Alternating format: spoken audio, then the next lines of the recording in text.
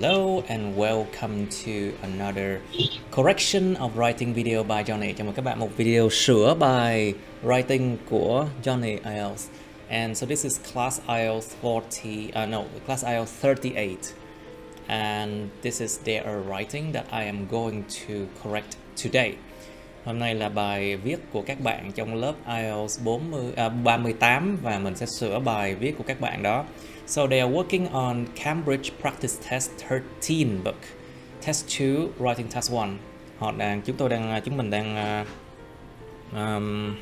xử lý cái bài Writing Test 1 của test số 2 trong cuốn Cam Practice Test số 13.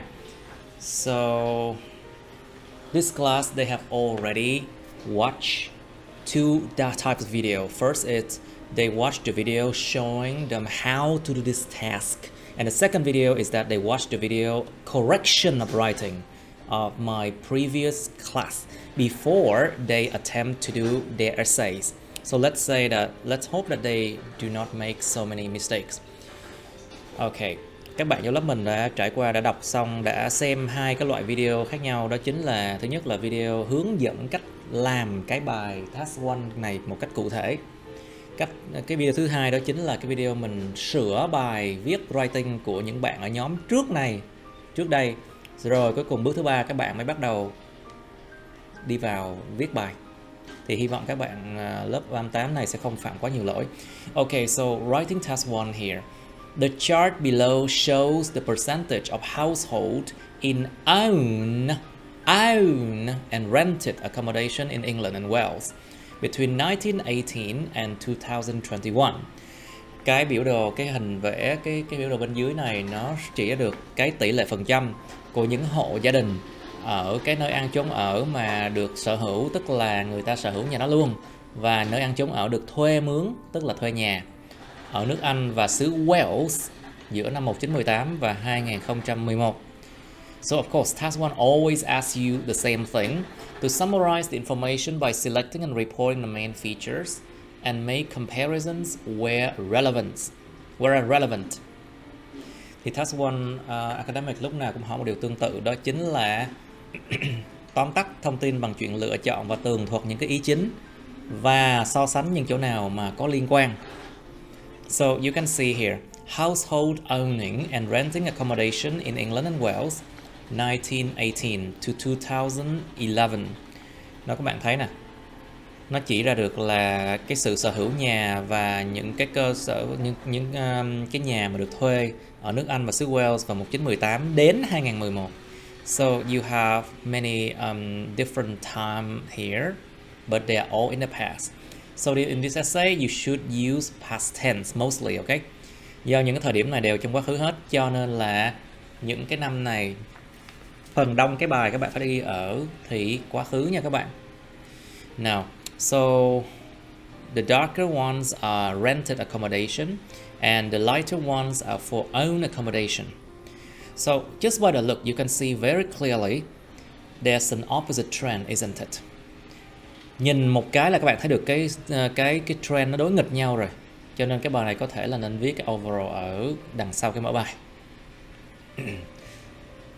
So maybe for this essay you should write it over after the introduction, because the trend is so easy to see. Anyway, this is Miss Hoàng Vân's essay. Let's hope that she does it well.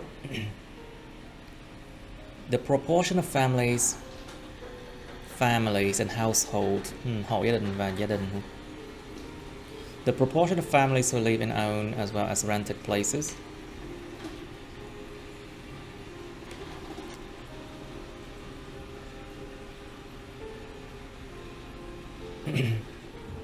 Places, it's not really a right way to say accommodation, because it sounds very general. Cái chữ nơi chốn nó nghe nó chung chung lắm. It sounds very vague. So I think it's better to say as well as rented. Just use the same word accommodation, I think, because you do not have to change everything. Mình đâu cần phải paraphrase tất cả mọi thứ đâu.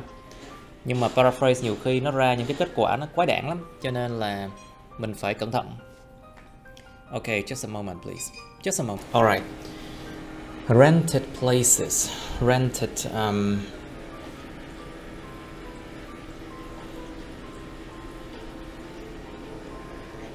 dwellings. I think you can use the word dwelling. It means like accommodation. In England and Wales.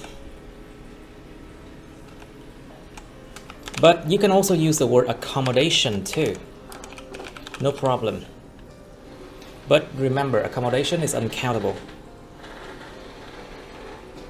Nhớ là accommodation nó thường là không đếm được nha, mấy cái phạm trù đó. Mà dwelling thì đếm được, nơi ăn trốn ở. In England and Wales, between this one is demonstrated in the chart below. Bên dưới cái bài của em nó không có cái biểu đồ nào đâu, cho nên cái below này không hề make sense, nghe không hề có ý nghĩa gì nha. So after your writing, there's no chart at all, so below makes no sense. You should eliminate it, leave it be, omit it, bỏ đi nha. In the chart, overall there was an upward trend in the figure of families dwelling. This is a verb ing form, đây là dạng verb in thôi. In their own places.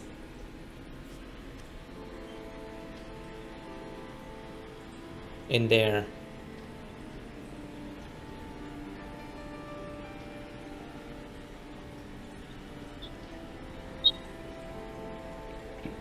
I think it's better to use the word living because it sounds more natural. Nó sẽ nghe nó tự nhiên hơn, nó dùng chữ living ở đây. Living in their own places. Just own places, it means that they own the place. Chỉ cần chữ own này là đủ rồi, là biết là cái nơi của riêng họ rồi. In their own places. While the rented one witness an upward opposite trend. Very good. Trong khi cái mà tùy chọn mà rented nó chứng kiến một cái xu hướng đối nghịch. Starting the period. Bắt đầu chu kỳ này.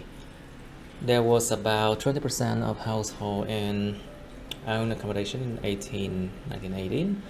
It then, đó có sự kết nối với các ý nè. So, linking words, very good. It then increased slightly by 10% before remaining stable from 39 to 53. Okay. In contrast, đối nghịch lại, có linking words rất nhiều luôn. Like a lot of linking words, very good.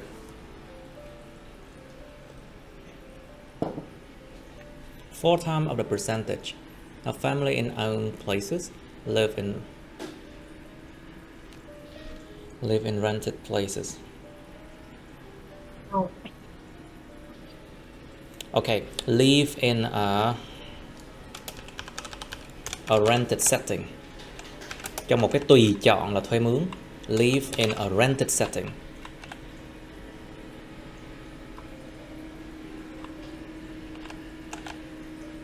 I think 4 times the percentage, không có off. There's no off. 4 times the percentage of families in own places live in a rented setting. Gấp 4 lần cái phần trăm của những gia đình ở những nơi mà của riêng họ thì sống ở trong một cái tùy chọn là thuê mướn. Live in a rented setting. It then increased slightly. Okay, link có liên kết nè, very good. It then decreased slightly, being constant at 68% at the same period.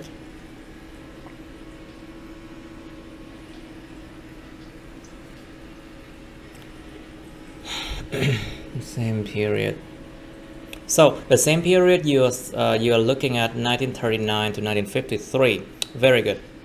Because you're mentioning only this time. Okay. Chỗ này mình nêu là 39 đến 53 nè, very good. Cho nên người ta sẽ hiểu là at the same period chính là năm 39 53 luôn. So here you mentioned 39 53, so basically people understand that at the same period means 39 to 53. Okay.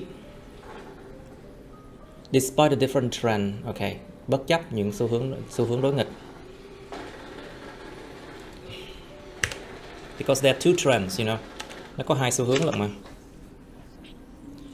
both two types of household, cả hai loại hộ gia đình này, reach the equivalent point, đã đạt được đến cái điểm cân bằng, cái điểm bằng nhau, like the equivalent point. Very good, rất tốt luôn á cái chỗ này. The equivalent point in 1971, 71 mới đúng nha. And which each of them accounted for 50%, mà trong đó mỗi chúng thì là chiếm 50%. Okay, good. In the next 30 years, the proportion of household in own accommodation witnessed a remarkable rise to nearly 70% in 2001. Good. Whereas almost half of that resided là gì? Resided. It's resided. Reside means to live there, to stay there. Half of that resided in rented sites.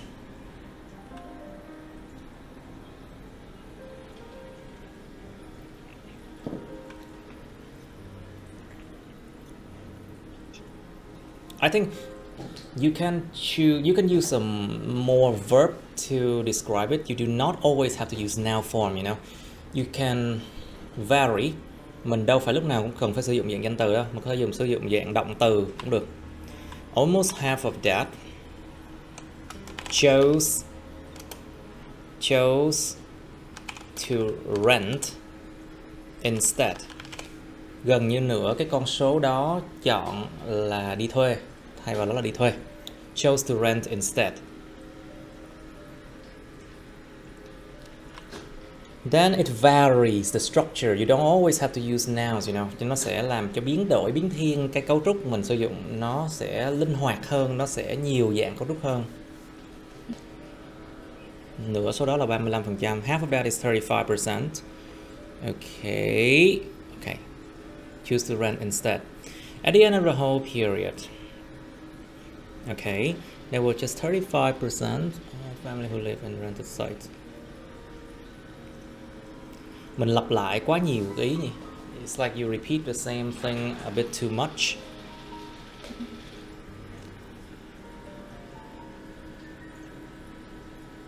Có một cách để mà tránh mình cứ lặp đi lặp lại người thuê nhà, người chủ nhà, đó là gì? Mình phân tích theo cái kiểu mà một đoạn dành cho thuê, một đoạn dành cho own, thì nó sẽ tránh được cái chuyện phải lặp đi lặp lại những từ đó rất nhiều. So basically, if you don't want to repeat the word household in own accommodation and rented accommodation, you can describe in this way. One paragraph for the own and one for the rented accommodation. Then you do not have to repeat so many times. But in this way, she chose to describe it like according to the time, you know, like the time period. Trong cách này thì là bạn Hoàng Vân bạn chọn cách là miêu tả theo cái mốc thời gian, thì nó mới bị lặp đi lặp lại rất nhiều như thế này cho bạn. Nhiều khi nó sẽ khó khăn để mà mình thay thế cái này, you know.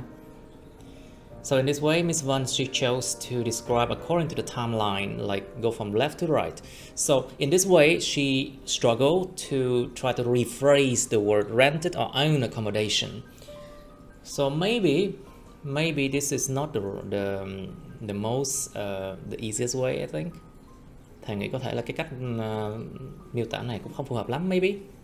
Có thể nó khó hơn nhưng mà maybe thầy không nghĩ là phù hợp lắm. Okay. Much more of that live in own places.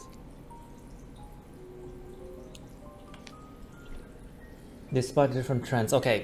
This essay, even though it links together, the logic links together quite well, but there are still, you know, moments that I feel like it could improve more. So this is only band 6.5, I would say. Or, okay, 6.5. Cái bài này mặc dù nghe là biện luận logic, các câu kết nối rất là rõ ràng, ok, nhưng mà mình vẫn cảm thấy nó cần phải được cải thiện hơn. Cho nên là nó vẫn chưa có hay, cho nên nó vẫn 6.5 thôi. It's only about 6.5, I guess. Now, so let's go to Miss Quyền. About chart illustrate the differences in the shares of family. In the share, cổ phần ha, là sự chia sẻ. I think it's just like the differences in the families.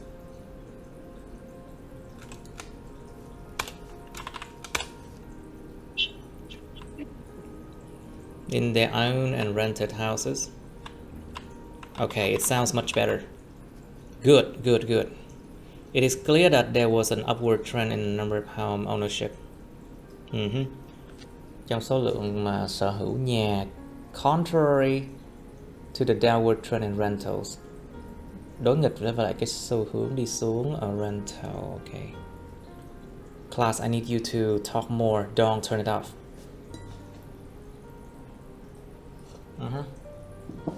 Good. All right.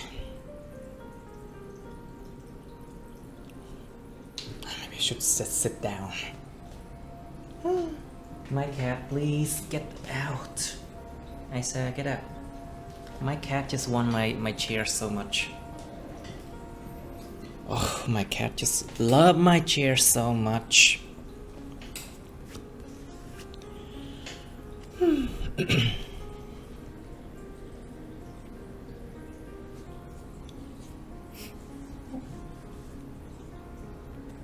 Okay. Thêm vào đó, both figure recorded 50%. Half living in own and half in lease accommodation. Lease accommodation in... Okay.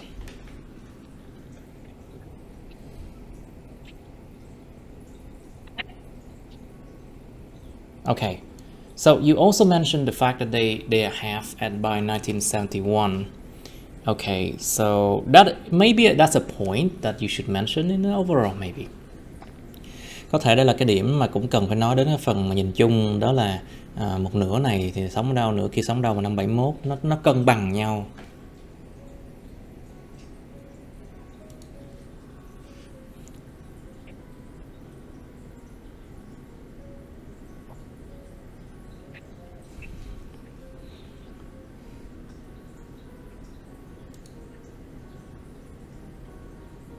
Nhưng mà cái cách này nó hơi bị không trịnh trọng, nó hơi bị gọi là văn nói quá. This one is a bit too spoken language. Một nửa sống ở đâu, một nửa sống đâu. It's like spoken language. So maybe both figures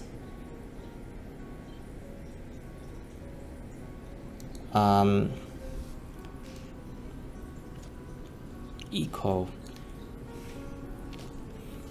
Both figure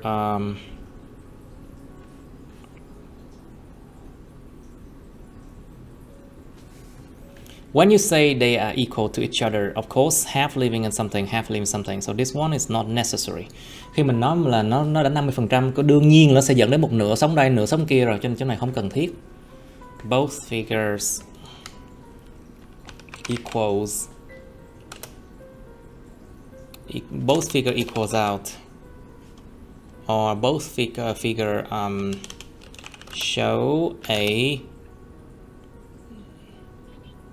show an equivalence. Đã show ra một cái sự bằng nhau. Show an equivalence in 1971. Show một sự bằng nhau, tức là người ta sẽ hiểu được là hai cái bằng nhau rồi. Bằng 50-50. If it's like show an equivalent, people know that, okay, 50-50. In, wait, it's 18% of renting condition. Okay. Nearly triple of that, gần như gấp 3 lần cái đó của những cái người ở house, triple of those in household ownership.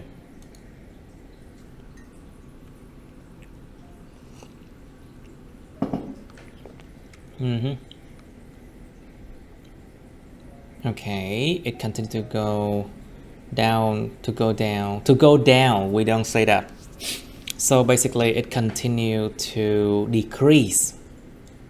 Nó nghe go down, nó nghe không có trịnh trọng. It's not formal to say to go down, you know, to decrease.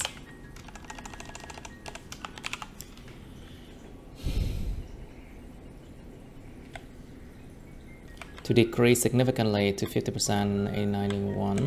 By contrast,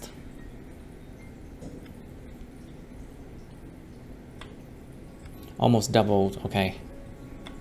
Thì bạn cũng nói theo kiểu mà Trình tự thời gian thôi. So basically, Miss Uyên she described in a timeline like 18 to 71, 1971. Cũng trình tự thời gian y chang vậy thôi.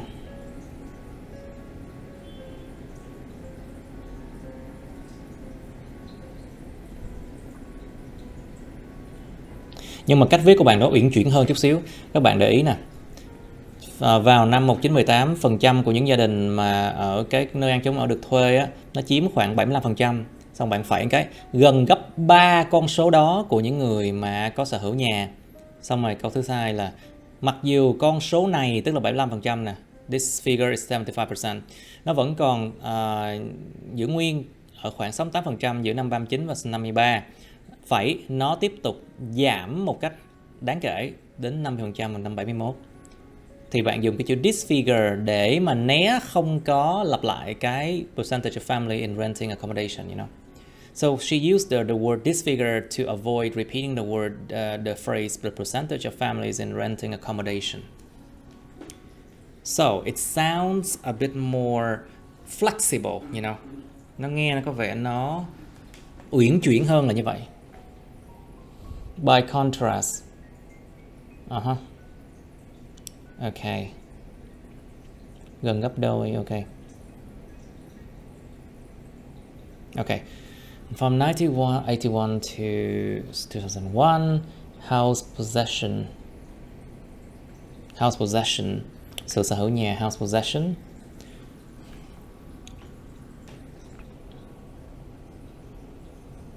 I think it's not normal. It's not natural to say that house possession.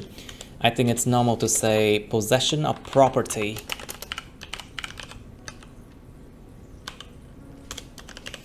Nó không có nghe tự nhiên nếu mà ghi là house possession. Nó sẽ tự nhiên hơn khi nói là sự sở hữu bất động sản. The possession of properties. Was the dominant. Đã là cái nổi trội. Okay.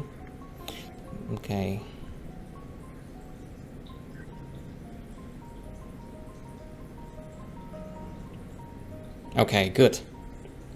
Owning their private living spaces. Sở hữu những cái không gian sống tư của họ, cá nhân của họ. Reach a peak of nearly. Okay, reach a peak, very good. Đạt được một cái đỉnh. Whereas those of rentals, những người mà của cái rentals á, of rentals hit a low, đạt được một cái thấp điểm of 30% in 2001.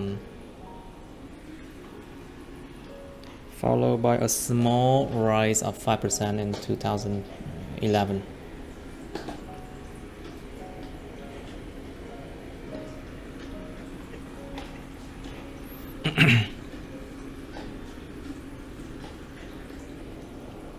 Okay. Nhưng mà cái bài của Uyên Anh nó có một cái sự uyển chuyển về sử dụng từ khá tốt luôn á. Nó khá hơn là cái bài của Miss Vân về cái chuyện mà uyển chuyển sử dụng từ á. Maybe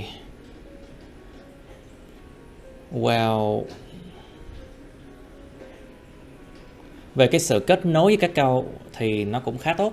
Basically, in a way your essay, your ideas are linked together, it sounds really good. And it's flexible, good. Was the dominant.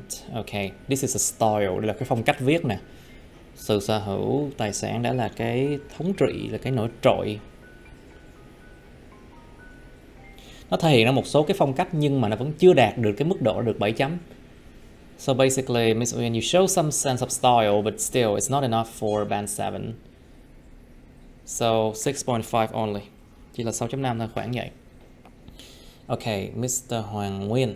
Now the chart describe. Okay. Nói chung cái mở bài á, nó dùng thì gì mình nên bắt chước theo thì đó nha.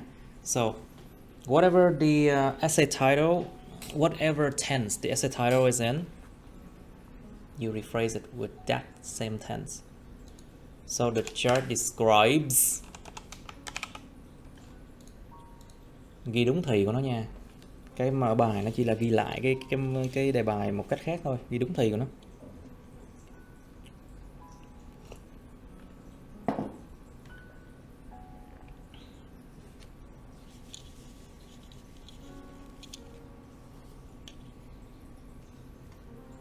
The proportion of dwelling, I think, household.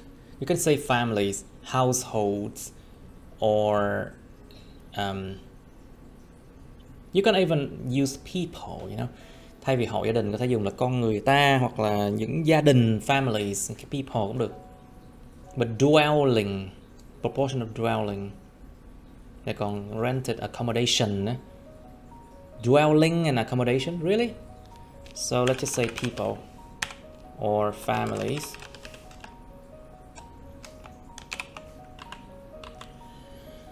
In owned and rented accommodation. England, Wales, okay. The percentage of rent.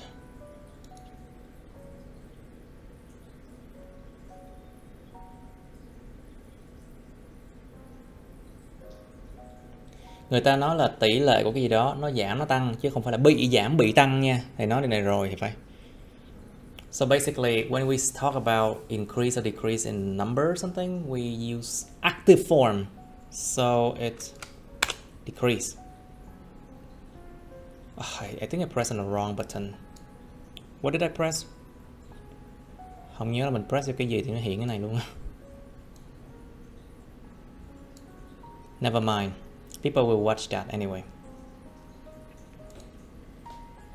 See? Nó là dạng chủ động.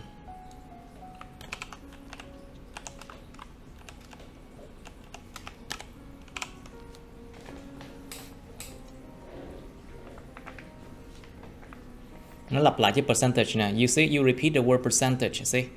So this one, if you repeat so many words, this is like band 5, about band 5.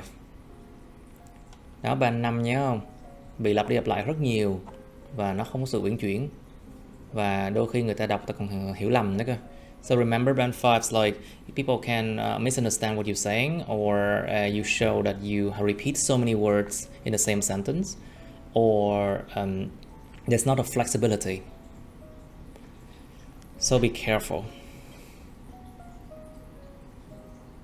Mà em chỉ nói là tỷ lệ thuê nó giảm thôi. Giảm là giảm kiểu gì? Nó nghe nó chung chung quá.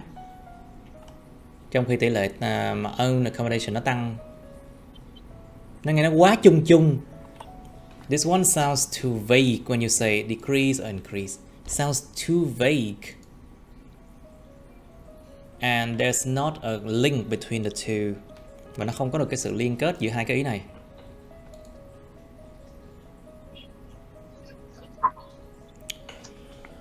So how do we improve this one?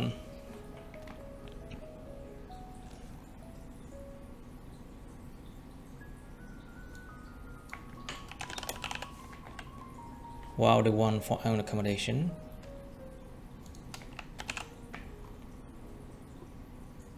Decrease như thế nào? Mình phải nói là decrease một cách mạnh mẽ chẳng hạn. Like what decrease what? Decrease sharply, for example. That is more accurate. Nó sẽ chính xác hơn. Decrease sharply while the one for own accommodation.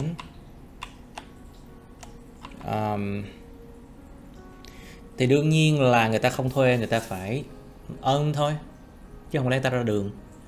Cho nên là nó ảnh hưởng qua lại lẫn nhau. So these two numbers are, of course, they affect each other. So if something decrease, something has to increase. Decrease sharply while the one for own accommodation. Increase steeply as a result.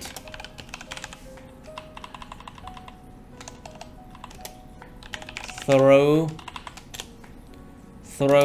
the time period of the survey. Thông qua cái thời gian, khoảng thời gian của cuộc khảo sát. Through the time period of the survey. Increase steeply. Gia tăng mà tăng nào? Tăng rất là dốc lên. Or you can say increase sharply, but here you use sharply already. Trên này nó dùng sharply rồi thì steeply dưới này thôi. The word as a result show that this is a increase, decrease, like, you know, they follow each other, they affect each other. Cái cụm từ này nó quan trọng tại vì nó show cái quan hệ nhân quả giữa ngay sự tăng giảm này. Nó có liên quan đến nhau. Firstly in wait, không có chữ S này nha. Mình chỉ dùng cái S này để mà nói lên những cái khoảng năm nào đó, ví dụ 1960. Nhưng mà cái này em nói chính xác là 1918 mà, thì không có S này. There's no S like this. You only use the S after the year if you want to say like 1960s, for example. Means 61, 2, 3, 4, 5, 6, 7, 8, 9, 69, and then 2 times, and then like you don't know exactly what year. Then you use the S after the year.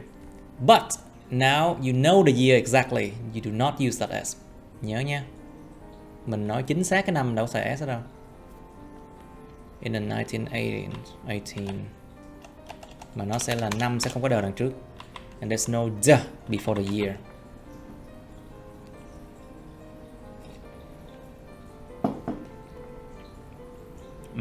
Own accommodation, very good. Em dùng dạng động từ, you use the verb from, good.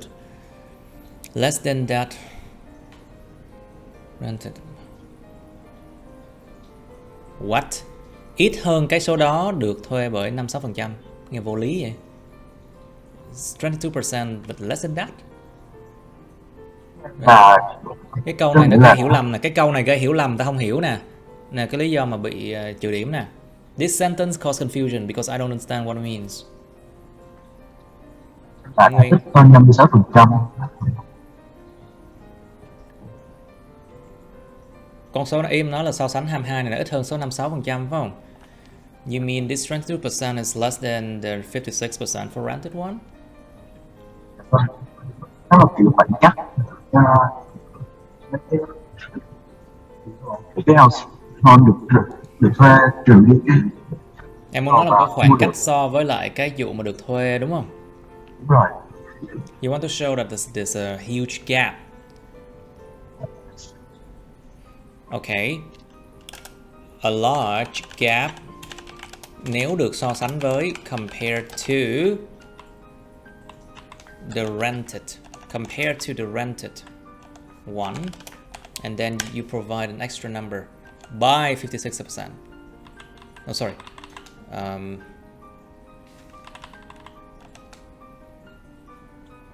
Okay, this is like 34% actually. Because if you take 56 minus 22, it's actually 34. So it has to be by 34%. By là một cái khoảng giữa hai cái đó, giữa hai con số đó chứ. A large gap compared to the rented ones.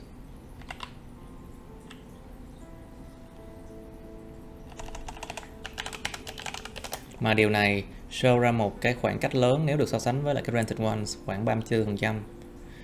Thì đương nhiên là 22% mà show ra một cái khoảng trống bự nếu được so sánh với cái thuê mướn mà là một khoảng 34%, thì đương nhiên người ta sẽ hiểu là cái rented one nó lên đến số 56% rồi chứ không phải đi xuống được nữa. Tại 22 trừ 34 nó ra số âm đâu được. You know? So if you write like this, people will understand that, okay, show a large gap compared to the rented ones by 34%.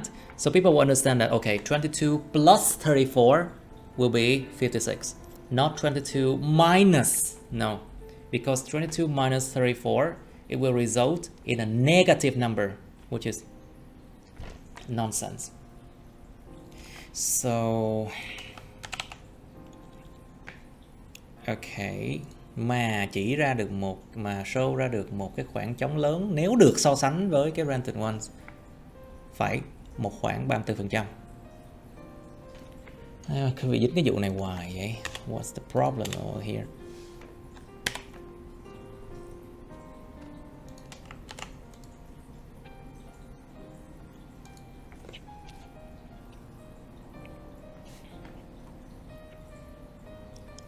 Slightly change. But the percentage of rented was. Lặp lại quá trời luôn á. Lặp lại quá trời cái rented với cái own với lại cái own này, you know. It's like a lot of repetition. So this task one, it's very good to filter out, to find out, or to differentiate between different bands, band score. Cái bài luận này á, nó cực kỳ tốt để mà ta phân tách ra được bạn nào ban mấy, biết ngay luôn á. Tại vì rất là khó để mà có thể không lặp lại cái từ rent với lại từ own, you know. Mà mấy bạn so sánh theo kiểu mà từ năm này nó ra bao nhiêu á, trong cùng một lúc như thế này nó rất là bắt buộc là phải lặp lại cái từ đó thôi.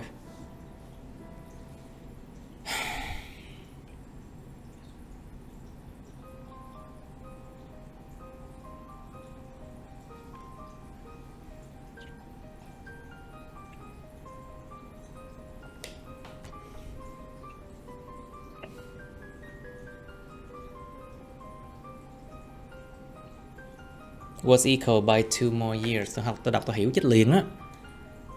I don't understand. Tôi đọc tôi hiểu chết liền á. Nguyên, please, what do you mean by this one? Em là kiểu hai chúng là hai cái đồ nó bằng nhau, nó không thay đổi gì, nó giống nhau qua. Was similar. Dạ. Nó giống nhau ở hai cái thời điểm này đúng không? Em 39 53 phải không? You want to say that the percentage of rental was equivalent at those 2 years, right? But the percentage of rental was equal during that time. Trong thời điểm đó. Thì nghe các bạn hiểu dễ hiểu hơn không? Trong thời điểm đó.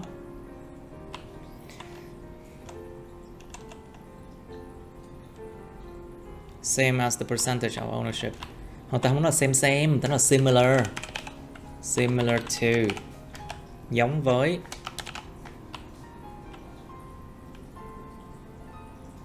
Same là một cái từ rất là kém ban điểm, you know. Same is like very low level vocab. And it's like spoken language, nghe như là văn nói đó.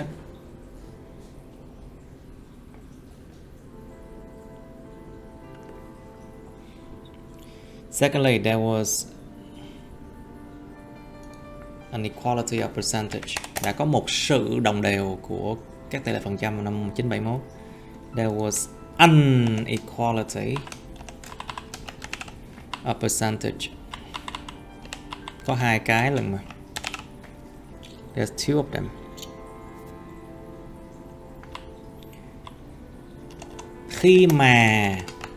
Khi mà as the proportion of each is 50%. From that point, okay, từ điểm đó trở đi.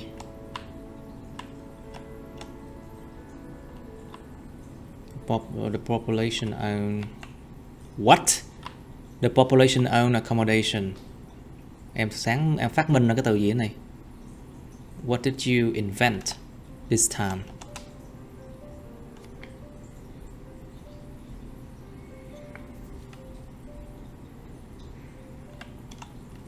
Hồi mệt quá, lặp lại chữ accommodation một đống luôn á. You repeat the word accommodation a lot. See,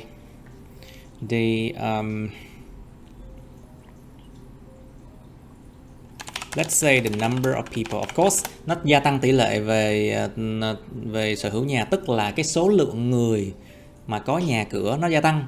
So if you say that home ownership increases, it means the number of people owning properties increase markedly. Số lượng người sở hữu gia sản nó mới gia tăng một cách đáng kể.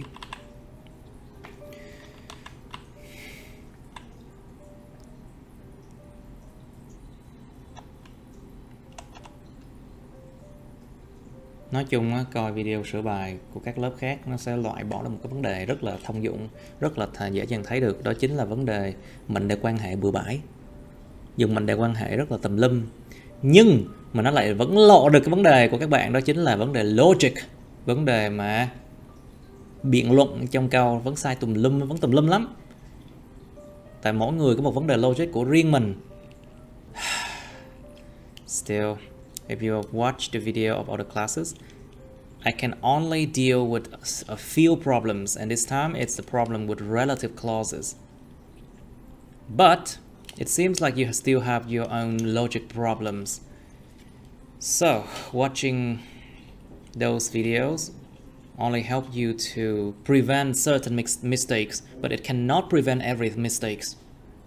Cannot prevent all the mistakes, of course not.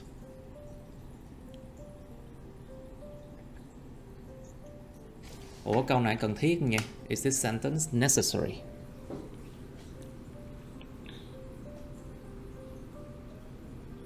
Tốt. Câu này không cần thiết, với lại nó chẳng có nghĩa gì cả. This sentence make no sense to me.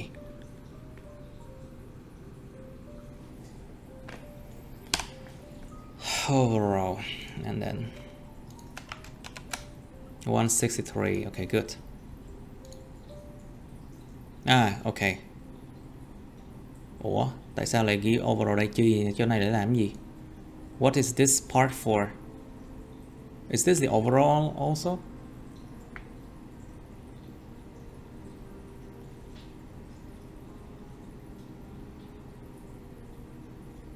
So you have two overall. Interesting.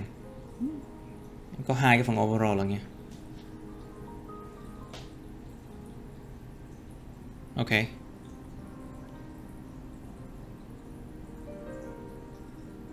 Reserve hay là reverse? It's reversed.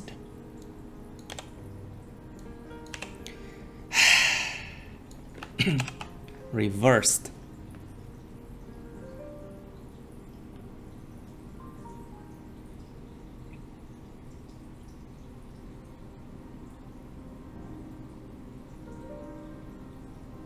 Tỷ lệ của sở hữu nhà cửa thì cao hơn là cái thuê. Cái khúc này nó không cần thiết. This part is unnecessary. And wordy. Và nó dài lê thê chẳng để làm gì cả. Và nó ảnh hưởng số điểm của em luôn. Chắc chắn luôn á. If you write wordy sentences and wordy paragraphs that serve no function, you get a minus. Nó bị trừ điểm chứ không phải là cứ viết càng nhiều càng tốt đâu nha. Chết đấy. Nó phải vừa đủ thôi. Đó là sự khác biệt rất lớn giữa văn tiếng Việt và văn tiếng Anh đó.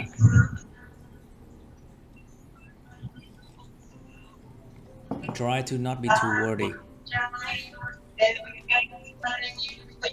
Someone say something? Uyên, did you say something? Thầy ơi, trước khi thì sửa bài khác á, cho em hỏi là cái bài của em á, ngoại trừ cái lỗi thầy sửa cho em là xài cụm từ với không có phông mờ, với lại cái từ nó hơi cực kỳ á, cái chỗ house preposition á thì có những để sao em để cải thiện nó được 7 chấm. Nó nghe vẫn chưa phong cách, thiệt sự nó nghe vẫn chưa hay. Em nên xem thêm nhiều bài khác nên tại phải mới hiểu được cái phong cách là cái gì. Thiệt sự luôn á, em muốn cải thiện từ 6.5 lên 7 chấm ít nhất 1 năm hoặc là nhiều hơn thế. Thiệt luôn á. Cho nên là bây giờ chúng ta chỉ có thể gọi là luyện tập để làm sao giữ cho đúng 6.5 lúc mà đi thi thôi. Tại vì có rất nhiều trường hợp mà trên lớp học 6.5 thôi nhưng mà lúc mà đi thi được 5.5 mà. Tại vì các bạn hiểu sai đề và làm lạc đề. You know? Cho nên bây giờ giữ cho nó đúng 6.5 thôi. Chứ em đòi lên 7 chấm nhưng mà em viết cái sự hiểu nó vẫn sai, em vẫn lạc đề là vẫn 5 chấm nha. Em hiểu không? Cho nên đừng có mà cố mà lên 7 chấm bây giờ giữ vững phong độ 6.5 đi rồi tính. Tại em muốn tìm ra em bị lỗi gì để em cải thiện em á. Nó không phải là lỗi mà là do tại cái phong cách viết nó vẫn chưa hay thôi. It's not about the fault, but it's just like you haven't shown the sense of style when you write. It's like that. Okay. So you need to read more, of course. Read more. Phải đọc nhiều hơn mới viết được nhiều, mới tốt được nha. Mặc dù em cũng có cái sense of style rồi nhưng mà nó chưa đủ, nó chưa chín mùi. Nó vẫn chưa được cái gọi là độ chín của nó. You had your sense of style but it's not there yet. You need a lot of time to naturally build your sense of style. You cannot force it. Không thể nào mà ép buộc một cái sense of style đó nó phát triển được liền lên 7 chấm được đâu nha. Không có đâu. Giống như trái cây bắt chín ép vậy đó. Ăn ra gì đâu. You know. Okay, good. Good that you mentioned that. You know, it's good to have ambition, but sometimes don't have expectation, false expectation. Đừng có những cái kỳ vọng mà sai. Kỳ vọng phải kỳ vọng đúng nha. Chứ kỳ vọng những cái mà nó rất khó đạt được, nhiều khi mình bị thất vọng lắm. You know? If you have false expectation, you can end up being disappointed, and that is not good. I Try to maintain 6.5 first, and then we will see. There will be a lot of essays that is difficult, remember. Okay, good. Now I'll coming to Mr. Yoon. Oh, Yay. by the way, for Mr. Nguyen, well, try to improve more. Try to write this essay like this. One paragraph for the owned and one for the rented one. Em thử viết theo, em thử approach, tiếp cận cái bài này một cách khác đi. Một đoạn dành cho cái thuê, một đoạn cho cái sở hữu nhà xem. Chứ cách em nói, cách em viết á, là trộn hai cái chung với nhau xong rồi nói trình tự thời gian như vậy nó sẽ lặp đi lặp lại rất nhiều và rất khó chịu. You know? Thử approach một cách thầy nói đi. Try to approach this essay in a way I say. And class, you need to rewrite this one, you know? Cần phải viết đi viết lại thì mới cải thiện được, chứ không phải cứ làm càng nhiều bài càng tốt đâu nha. No. Try to improve on what I have told you, okay? Try to rewrite this. It's not the number of essay that you have written and the number of tasks you have done, but what you have learned to correct your mistakes and to improve your own. Mình đã học rồi, có cái bài gì mình cải thiện dựa vào cái gì ta? Có một cái bài mà ở lúc khúc cuối của Fast Vocab Advanced mình đã học rồi á, you remember? Nó nói về cái vụ mà đánh golf á. You remember that lesson? Not really.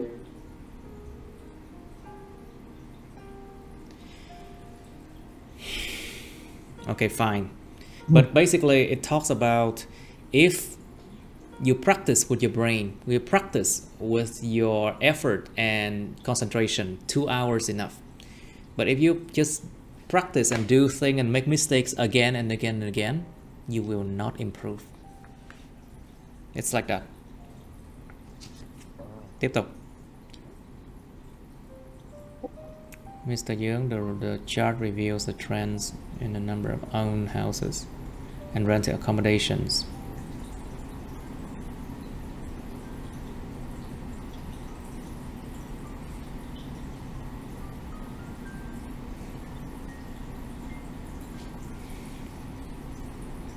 Okay. As an overall understanding, như một sự hiểu chung. As an overall understanding. An overall understanding. This one sounds weird. Nghe rất kỳ luôn á. Như một sự hiểu chung. As an overall understanding. Ở khúc đầu của thế kỷ.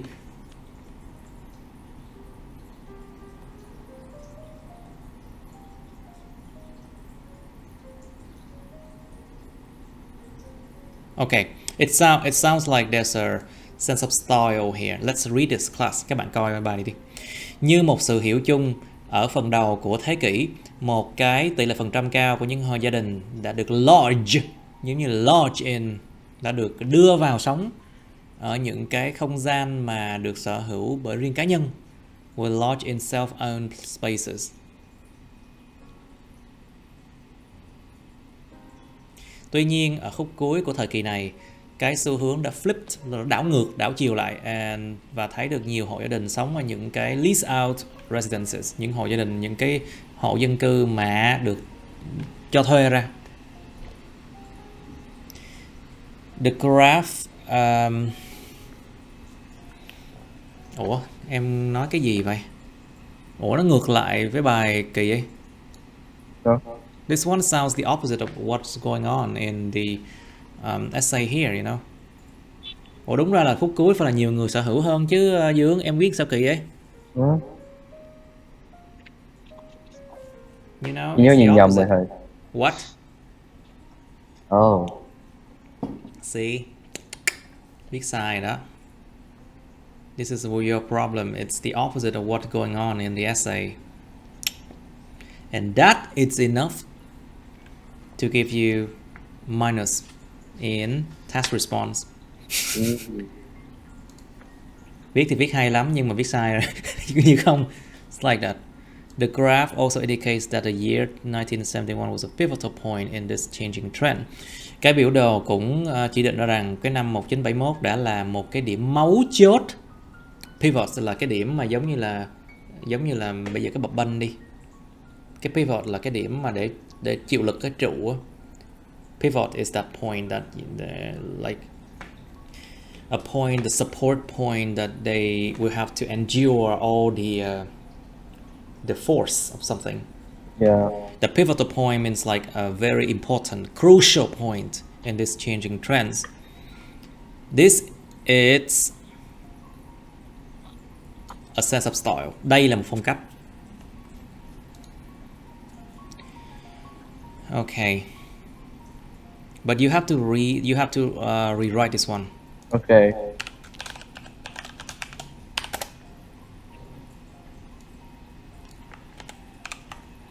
And this one sounds weird. Okay.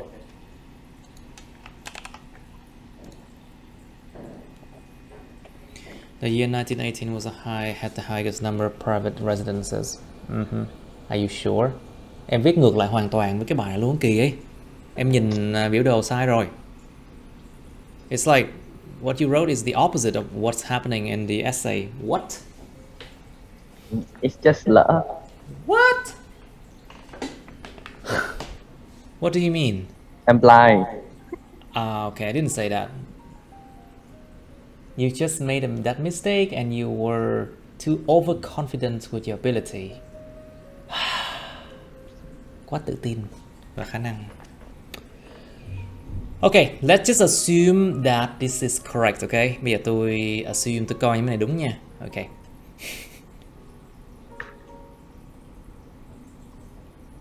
At around. Okay. Cái năm 1918 đã có cái số lượng cao nhất về những hội đình mà riêng tư. Private residences means like of course they own it. Thì đương nhiên private residences, những hội đình mà riêng tư tức là họ đã sở hữu cái nhà đó chứ. Gradually this number fell to, từ từ con số này rơi đến đúng 59% by the year 1961. Interestingly, một cách ngạc nhiên, đáng ngạc nhiên. Okay, you can use the word hired. Remember, hire means you hire a person to do something for you. Or you can say, I hire, no, we say hire is for people, to hire people. But for houses, you say lease or rent. Nhớ nhé, đối với người thì mới là hire, còn đối với đồ vật hoặc là thuê đồ vật hoặc là thuê nhà thì là lease hoặc là rent. Okay. Từ này không hợp lý. So this one is not good. The number of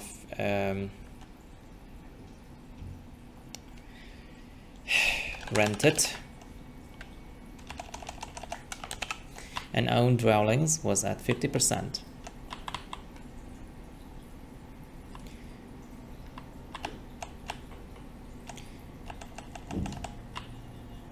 So the lowest figure in owned houses. It jumped back to 36. It jumped back, it's a very spoken language, văn nói nè. It jumped back to 36%. Oh. It reverted back to, reversion, so đảo chiều lại. Reverted means like jump back to that.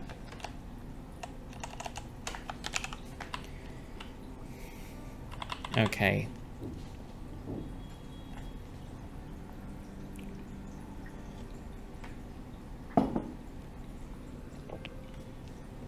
Contrastingly, okay. Good, you use a lot of linking words. Rất nhiều từ nối thú vị. Contrastingly, một cách mà đối nghịch lại. Families occupying leased-out residences.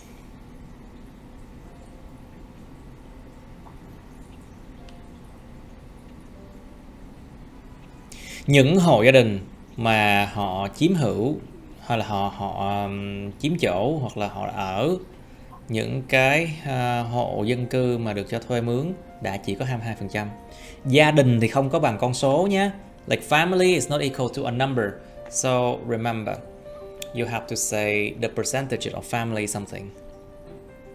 Or there's another way.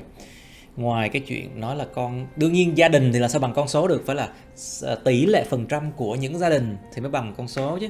You know what I mean? Oh, yeah. This is logic problem. Vấn đề về biện luận. Or you can say that only 22% of the total population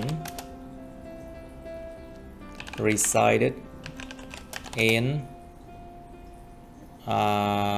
em đang viết theo kiểu mà rent, right? Yeah. In a rented setting, in a rental setting.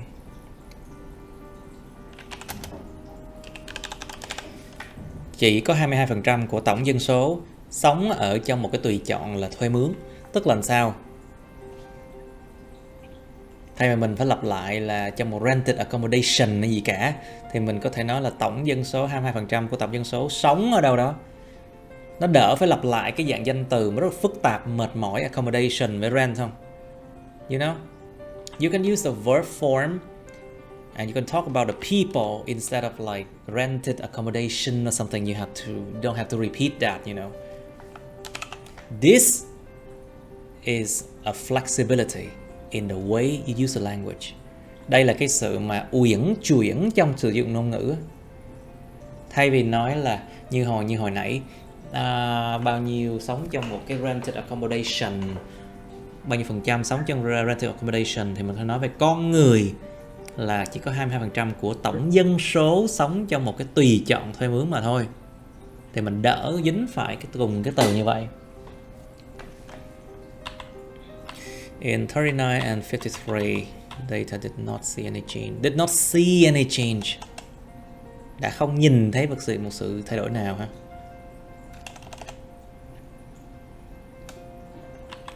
Or you can say the data showed no change. Show ra không sự thay đổi.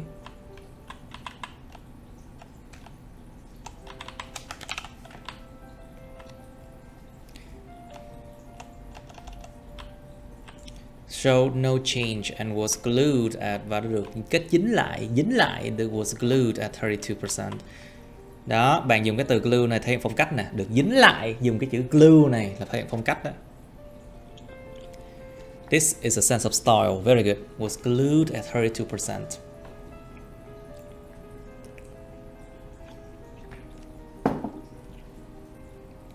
By 81, approximately 60% of the population was living as tenants.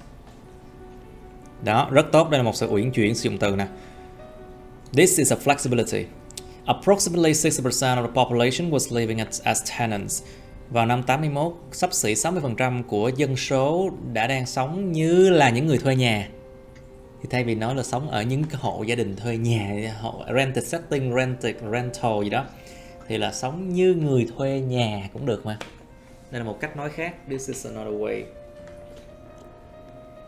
Hoặc có thể nói là xấp xỉ 60% của dân số đã chọn cách trả tiền thuê nhà hàng tháng.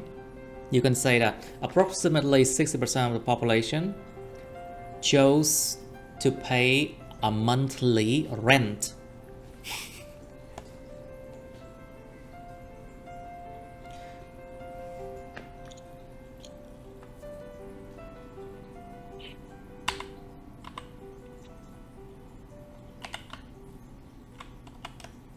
Nãy giờ thầy nói nhiều, biết mọi người hiểu không á? I'm not so sure whether you have understood what I told you since the beginning of the lesson till now. Hopefully you do, okay? Hy vọng các bạn hiểu nha. Yeah. Cái này là phong cách viết hay nè. This is a flexibility, very good. Okay, rented household reached their peak at around, okay. Okay, good. However, there was a sudden break in the trend. Đã có một cái sự phá vỡ đột ngột trong cái xu hướng ha. And recorded a dip in the statistic, và đã ghi rõ một cái sự dip là nó giống như nó nhúng xuống, một cái sự nhúng xuống, một cái sự mà rơi xuống. Recorded a dip in the statistic. But a dip in the statistic, it sounds weird. It sounds a bit rude. Nó nghe hơi thô lỗ, hơi lỗ mãn thiệt. Dip giống như là nhúng cái gì đó vô, nghe nó hơi lỗ mãn. It sounds a bit rude, yeah. And recorded a plunge, một sự ngụp lặn. A plunge in the statistic. Closing at 64%. Good. Thực sự là bài của Dương cũng show rất là nhiều cái sự uyển chuyển sử dụng từ, khá hay, các bạn nên học. Your essay, Mr. Dương, shows a lot of flexibility in the way you use the word. Very good. You are getting there. Đang từ từ đến được cái đích đó. But unfortunately, what you wrote is the opposite of what happening in the essay. So, task response, very bad. Do là bạn ghi ngược lại cái xu hướng trong cái bài, cho nên bị trừ điểm task response rất nhiều. Anyway, Miss Thanh Thảo, the percentage of household in owned and rented accommodation shown on a chart. Ủa sao nghe nó y chang đề bài vậy? Why does it sound exactly the same as the essay title? Tại em xem cái video thầy kêu là paraphrase lại cái đề bài mà thầy. Thì đúng rồi, nhưng mà tại sao em lại nghe nó y chang cái đề bài vậy? Em không thay đổi chữ gì luôn hả? Dạ, để lần sau em chú ý hơn. What? No rephrasing? You have to do that, you know. That's important. In general, number of household renting. Đã gọi là những hộ gia đình thì đương nhiên họ phải thuê mướn nhiều căn nhà. If it's like household, they have to rent many houses, right? So,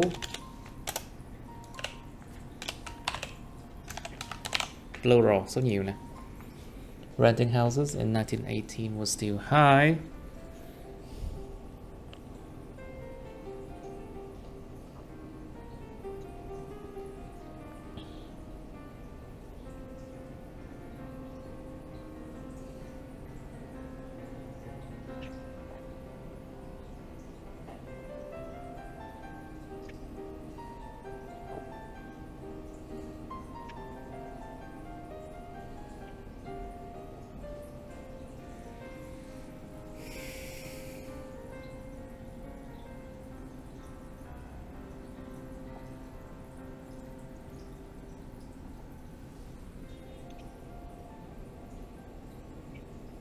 Okay, it gradually decreased in the following years. As for the number of households that bought their own houses,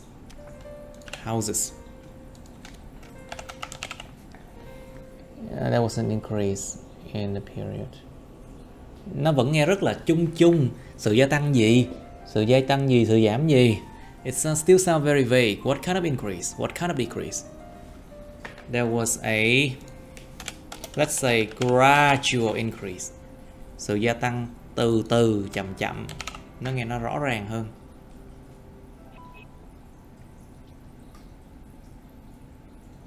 So here you use gradually decrease, adverb and verb.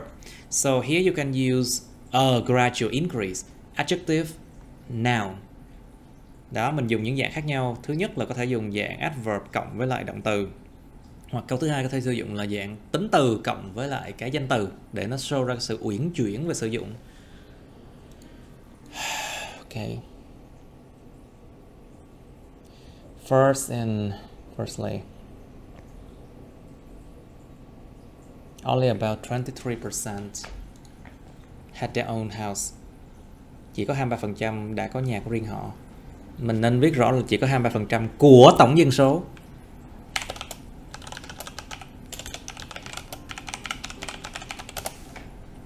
It's more clear if you say 23% of the total population had their own houses. What the number of household renting? Cái số lượng của sự thuê nhà. The number of household renting.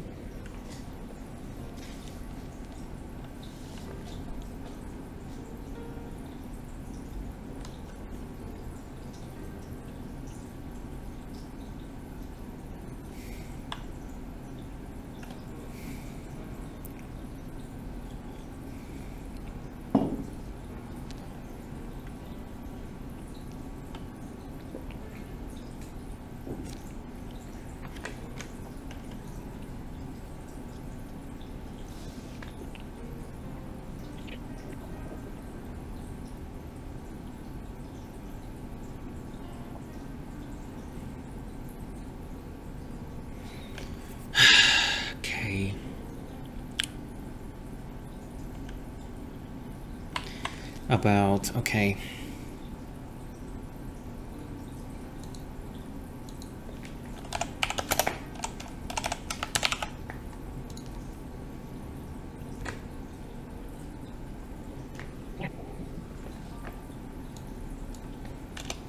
Lặp lại chữ household nè.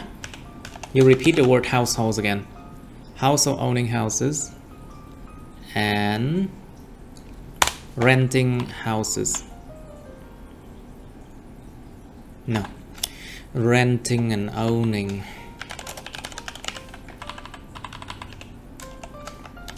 Là nó gộp chung lại với nhau để cho nó đỡ phải lặp đi lặp lại. Just put them together like this. You don't have to repeat anything. Household owning and renting. Okay, so household renting and owning were at the same level and did not differ much. Và đã không có khác biệt nhiều lắm. The years that follow since 1971 tends to be the opposite.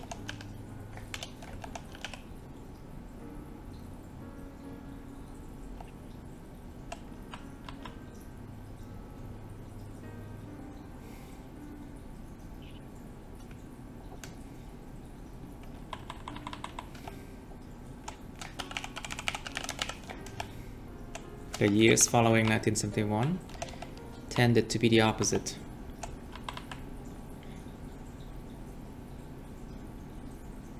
Những năm tháng theo sau 1971 có xu hướng là đối nghịch. Tended to be the opposite.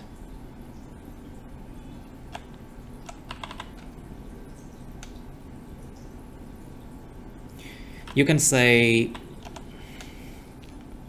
showed an opposite tendency. Đó, dạng danh từ nó tendency instead of like tended, you know.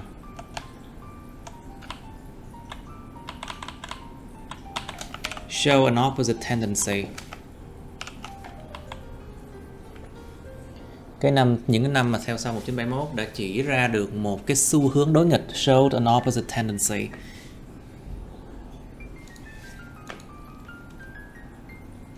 Khi mà đằng sau phẩy thường không có that nha. After comma you do not put that.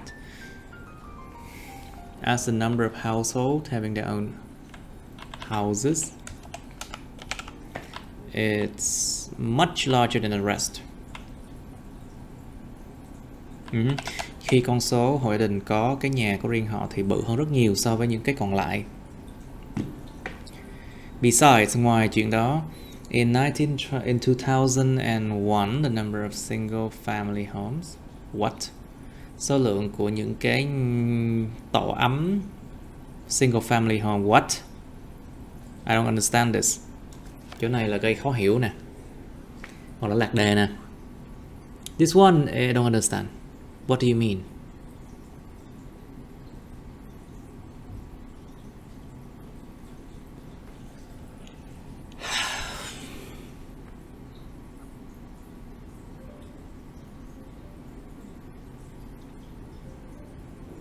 Thiệt luôn á, nguyên cái khúc này thì không hiểu.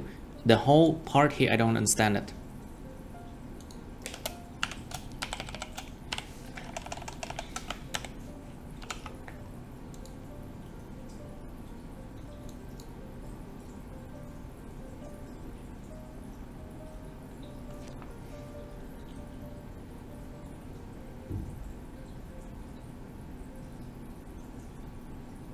Single family home, I don't understand it. Thiệt luôn, thầy không hiểu luôn á.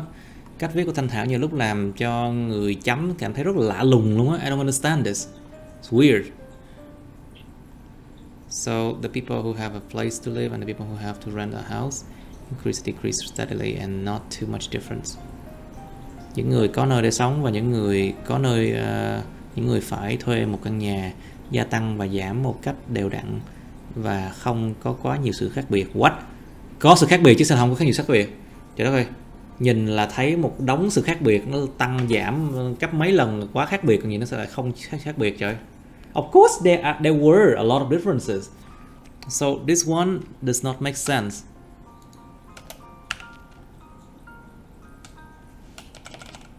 Thiệt luôn á. Em viết vậy người ta không hiểu vậy là cho 5 chấm rồi đó thiệt. Mặc dù những phần còn lại có vẻ ổn nhưng mà no. Với người ta khó hiểu như vậy là rớt xuống 5 chấm rồi. Tại vì nó gây ra cái sự mà không communicate được, ta không follow được, ta không theo được em đang nói cái gì là xuống 5 chấm rồi. If people cannot understand what you're saying or you cause confusion, that will drop you to band 5. No joke, không đùa đâu, thiệt. Okay, now Mr. Juan, let's hope you do better. The bar chart compare. Sao em xâm dùng dạng rút gọn mà đừng quan hệ chi vậy? Cái câu á, mà nó không có động từ hoàn chỉnh á. Nè, cái câu này nè, rút gọn mà đừng quan hệ thì nguyên cái đống này nó không hề có cái động từ nào là chính cả. Thì cái câu này không có nghĩa. Câu nó không hoàn chỉnh. Cho nên chỗ này phải dùng động từ là compares trở thành động từ chính. So if here you use comparing, it's a contraction of relative clause. And so this whole thing is a relative clause, contracted relative clause. And this is not a sentence because there's no main verb. Không có động từ chính. So that's why here you have to turn that into a main verb. Compares. Đó, Hoàng hiểu không? Okay, apparently có vẻ như rằng renting has become a less popular accommodation option over time. Có vẻ như rằng chuyện thuê nhà đã trở thành một cái tùy chọn về nơi ăn chốn ở, ít được thông dụng hơn thông qua thời gian. Rất tốt. Very good. I like the way you think. Tôi thích cách bạn Hoàng này nghĩ. Thực sự cách Hoàng viết khá là sáng tạo đấy. It's like the way you write is quite creative. I like it. Cho nên thầy mới nói các bạn lúc mà sửa bài các bạn hãy tập trung kỹ, xem xét kỹ và học được gì từ bạn. So that's why I say you need to focus when we do this kind of correction, so you can learn something from your friends.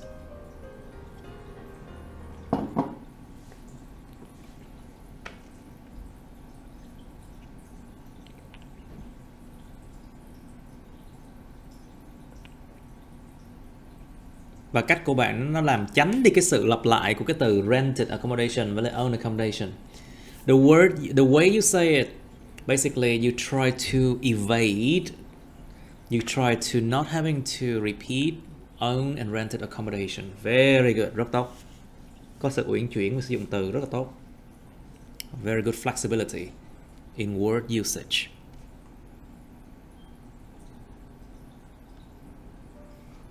Ngày càng nhiều gia đình settling in their home. Ủa bạn nào viết cái gì vàng vàng đây vậy? Someone do something on the screen. Settling their own home. Ngày càng nhiều hộ gia đình, ổn định chỗ ở những nhà của riêng họ, tức là họ sở hữu. Family settling in their own home, which means home ownership or own accommodation. Okay, good, very good. Overall, in the first half of the year, wait, how much is this one? 168, 168. Okay, good. In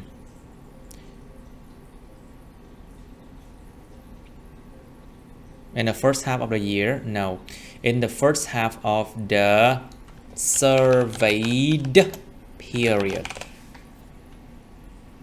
trong nửa đầu của cái chu kỳ được khảo sát mới đúng. In the first half of the surveyed period. The proportion of renting household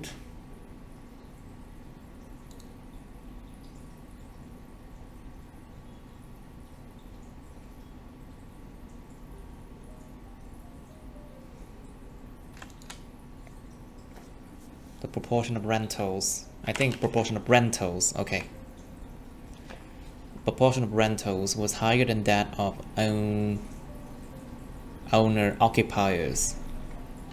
Owner occupiers. This one sounds like something you made up this word. Giống như cái từ em tự chế ra vậy. Owner occupiers.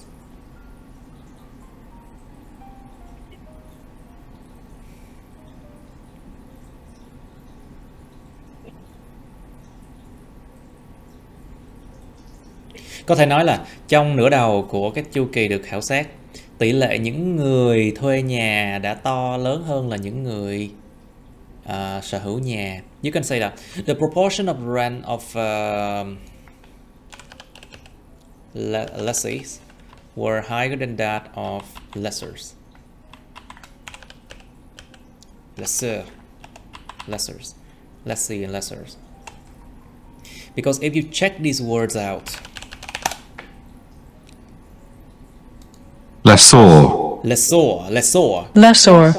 Lessor means like a person who allows someone to use something that they own, such as land and building or a piece of equipment, according to a lease.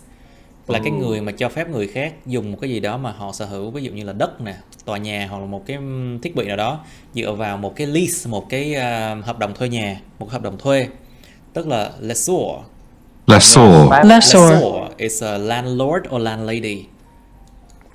So landlord or landlady, you know, chủ đất hoặc là chủ nhà. So lessee is basically a person who has the right to use something such as land or building or a piece of equipment according to a lease. Một người mà có quyền sử dụng cái gì đó, ví dụ quyền sử dụng đất, quyền sử dụng tòa nhà, hoặc quyền sử dụng một cái thiết bị nào đó dựa vào một cái hợp đồng thuê. So đó là người thuê đó, lessee and lessor. So the proportion of lessee was higher than that of lessors. Tỷ trọng của những người thuê đã cao hơn những người mà có độ sở hữu. Thì theo cách khác thì cũng nói là thì nó cũng cùng một cái ý là cái rented accommodation nó vẫn cao hơn là cái owned accommodation.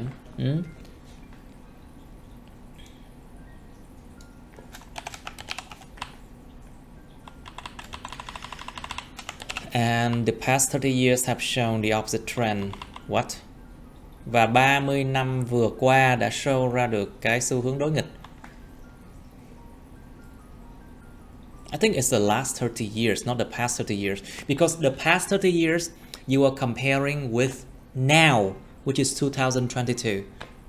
And so, but the last time in here is 2011.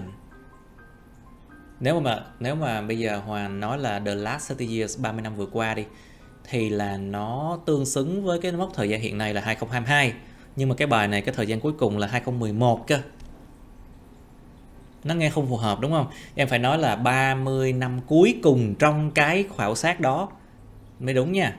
You have to say that the last, not the past, the last 30 years in the survey period.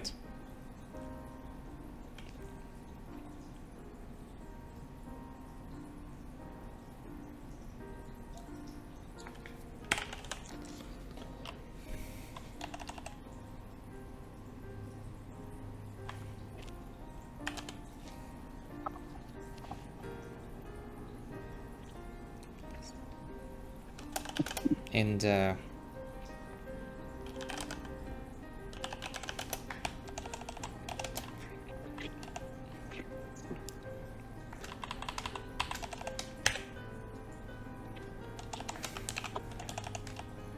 last 30 years in the time frame, 30 năm cuối cùng trong cái khung thời gian đấy. The last 30 years in the time frame để đỡ lặp lại cái chữ period này. So you don't have to repeat the word period here, you know, time frame and period. Has shown an opposite trend. Or has shown the opposite trend, it's okay. Đã show ra được một xu hướng đối nghịch. Hoặc là cái xu hướng đối nghịch cũng được. And 1918. Ủa khoan, cái này nó cùng một cái đoạn luôn hả Hoàn? Is this one in the same paragraph? Looks like it. Okay. More than 3/4, hơn 3/4. Good. You are using a lot of different ways to describe now. Đang dùng rất là nhiều cách diễn đạt khác nhau. More than 3/4 of households in England and Wales had to rent. Hơn 3/4 của những hộ đình ở England và xứ Wales đã phải thuê. Very good. Rất tốt luôn á. Compare with only. Compare with or compare to? Compare with. Okay. Compare with only about 22% of. Okay. If you mention 3/4, let's sorry. Let's use the same way to mention this number, okay? In the same sentence. Parallel structure, you know. Nếu mà các bạn dùng cái cách diễn đạt này 3/4 thì trong này mình cũng con số như vậy, mình dùng cái cách diễn đạt tương tự vậy đi. Tại vì cấu trúc song song trong cùng câu á, nó phải tương xứng, nó không bị so le á. Compare with only about 22 is like a fifth. 1/5. A fifth is like about 20%. 22% is similar. 22%, 20% cũng giống nhau thôi. 1/5 đi. Compare with only about a fifth of household with private homes. So với chỉ có 1/5 những hộ gia đình với những cái tổ ấm riêng tư. While the former gradually decline. Ok, khi mình nêu hai thứ ở cái câu trước đó thì cái thứ đầu tiên mình nêu lên nó sẽ là the former, cái trước đó, và cái còn lại nó sẽ là the former, the latter. The former and the latter, cái trước và cái sau. Okay, while the former gradually declined over the ensuing 5 years. Ensuing. Let me check. What do you mean by ensuing 5 years? Check this word. There's a lot of things I don't know. Happening after something and because of it. Diễn ra sau cái gì đó và bởi vì nó theo sau. Okay, ensuing means like resulting, I think. Over the resulting 5 years. The opposite was true for the latter. Trong khi cái trước đó nó cứ từ từ nó giảm trong vòng 5 năm tiếp theo đó, thì điều đối nghịch đã đúng với cái điều nó nói sau. So the latter here means private home, like ownership, own homes. The former is the one that has been mentioned before that, which is rental. Cái được nói đến trước đó là cái rental nè, còn cái được nói sau đó chính là cái sở hữu nhà. Rất tốt. Thực sự là Hoàng đã dùng 2 tháng để mà luyện tập ôn bài lại rất tốt luôn á. It's really good. You used the 2 months of not learning with me to review everything. Very good.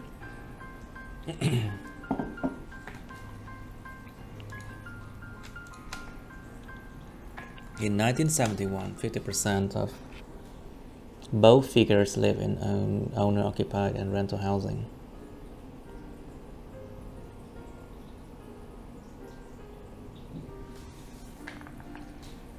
You can say that both figures, 50% of both figures live in. Không muốn lặp lại này phải không? You don't want to repeat this rental and owner something.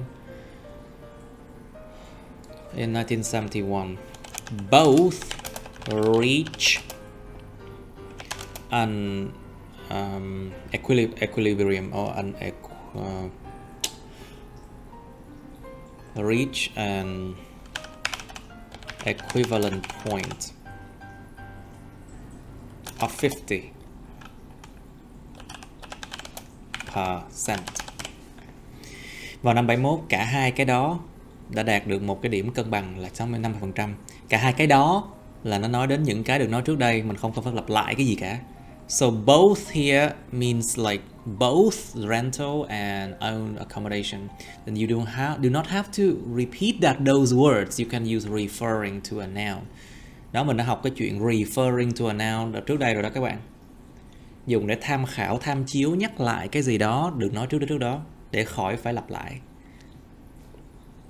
So both reach an equivalent point of 50%.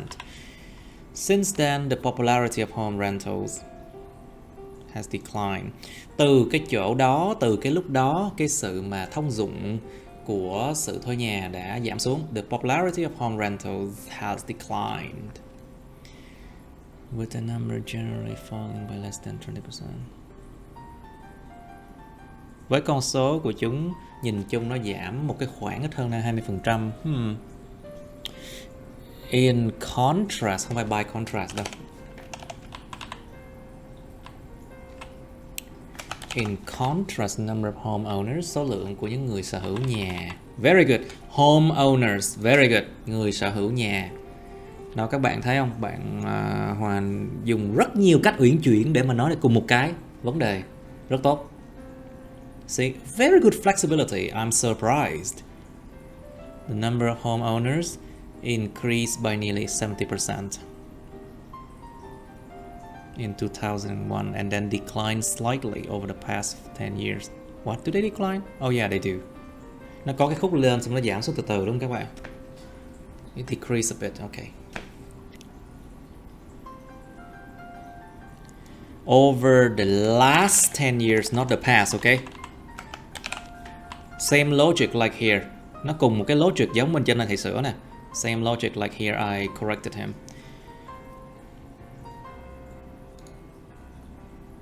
Okay. In overall, there's a lot of sense of style. Yes. True. And very good flexibility in the way you rewrite everything.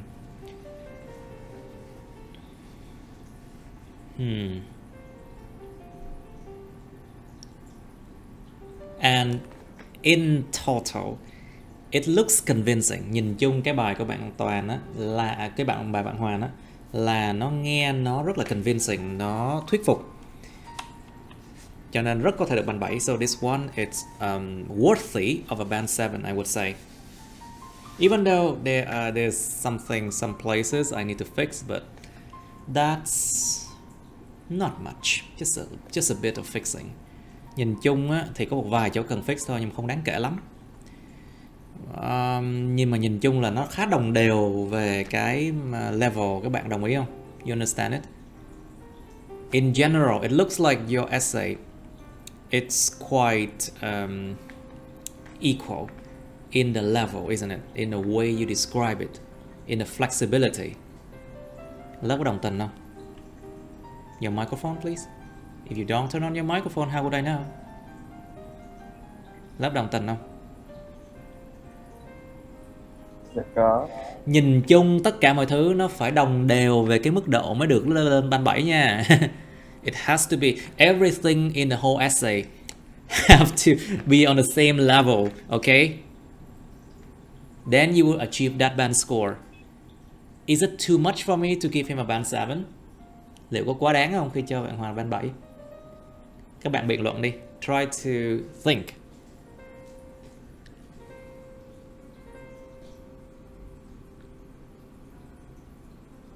Is there a sense of style? Nó có cái phong cách đây không mọi người?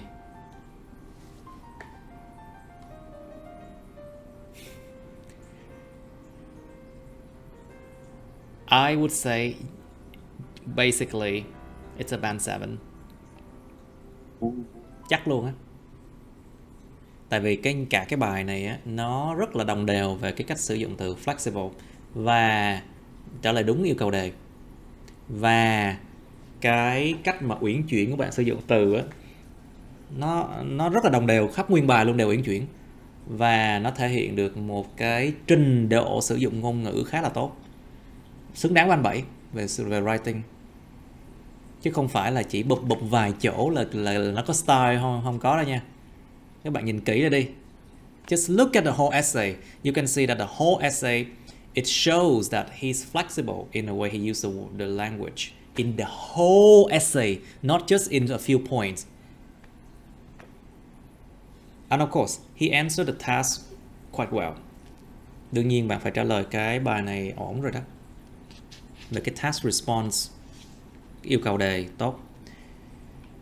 In a word he used, of course, sometimes he invents new words, but just like slips. Về cái cách sử dụng từ, nhiều khi có một vài từ mà bạn chế ra nhưng mà nó vẫn chỉ là lỡ dại dùng mấy từ đó thôi. Nhưng mà nhìn chung vẫn ổn, vẫn có thể được band 7 đấy. I think you can still achieve a band 7. Okay, very good. I'm surprised. Có lời khen á. Now, any question, class? I need question before we end the lesson here. Có hỏi gì không mọi người? No. Are you sure? Class, Yeah. any question? Turn on your microphone so I know if you have question. No? Okay, let's end it. Okay, that's the end of my videos. Please like, share this video with your friends, subscribe to my YouTube channel, and press on the bell button next to the subscribe button so you can get notified about my new uploads, okay?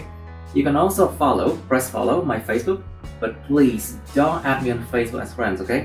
Cảm ơn các bạn đã theo dõi nha. Các bạn hãy nhấn vào like, chia sẻ video này bạn bè các bạn. Nhấn vào nút đăng ký kênh YouTube mình và nút cái chuông kế bên cạnh để đăng ký kênh á, để mà các bạn sẽ được thông báo về những video mới nha. Các bạn cũng có thể nhấn vào nút theo dõi Facebook mình, nhưng nhớ đừng kết bạn Facebook mình nha. Thank you and see you. Bye.